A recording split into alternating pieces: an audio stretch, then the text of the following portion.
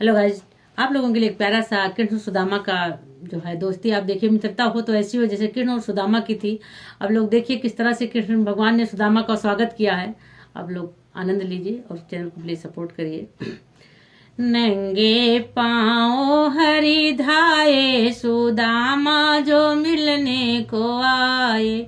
नंगे पाँव हरि धाये, सुदामा जो मिलने को आए। बाह पसारे हृदय से लगाए, बाह पसारे हृदय से लगाए। नयन नीर बहाए, सुदामा जो मिलने को आए। नयन नीर बहाए, सुदामा जो मिलने को आए। पान परात हाथ नहीं छुयो, असुअन पाँव धुलाए।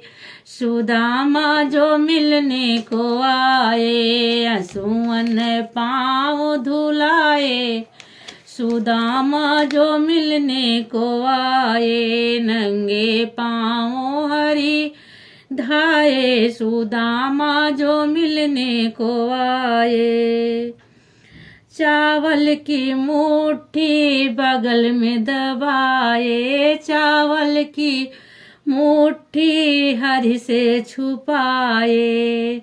हरि तो हरि कहलाए, मुट्ठी चावल के फाके लगाए। सुदामा जो मिलने को